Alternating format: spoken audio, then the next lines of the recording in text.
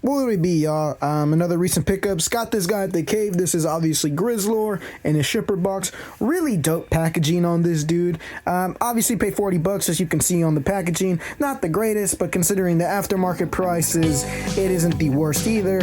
This dude's packaging though is absolutely amazing. The artwork they have on the back is absolutely beautiful. Honestly, this is one of the only figures that I kind of wish I would have had another one just to keep in box. Honestly, if they ever put out a print of the back art on this guy, I will probably buy it and hang it up somewhere in my room and probably break one of my rules, which is I only want autograph pieces hung up in my room, but here and there I break the rules. And again, if they ever put out a print of this dude, I'm probably gonna have to do that. So here he is out of the packaging, obviously with actual real fur, much like the vintage figure which this is based off of, which is cool, but I kind of wish they would have given him an open head scan, open mouth head scan, I should say, much like they showed on the back and the art.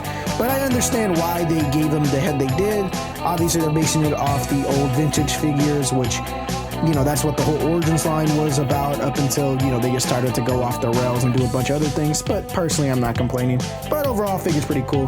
Also, cool little comic here. And again, just the artwork on the comic in the front there, it's just super, super dope. It's just like, man, whoever cooked that up, man, you need a raise, honestly, man. Also, while I went to the cave, I picked up this black and white Frankenstein. Nothing too crazy. I'm just trying to get all the Universal monsters in the black and white, and some of the older ones that I don't think technically are Universal. So eventually, I also want to pick up the Nosferatu, which I think they made that one in black and white, if I'm not mistaken. If they didn't, I'll wait for them to put another one out. But yeah, pretty cool figure. I also finally got this guy in the mail. This is a 5.5 red skeleton, obviously a knockoff in the He-Man figurine style. Unfortunately, my plan for him was to put him into my Roboskull, but he's a bit too big, so I'm not sure what I'm going to end up doing with him. So I did end up putting my Frankenstein just with my other black and white Universal monsters here. I think it looks pretty cool.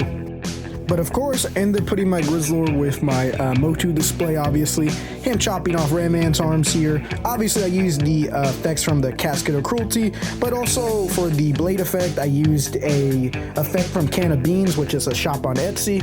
And of course, for a lot of the effects, I ended up using the ones from the Casket of Cruelty on this big display with the Roboskull here shooting up everyone, and, you know, him chopping people in half, you know. And again, I used some of the effects from Can of Beans as well with the blood ones on Buzz Off there.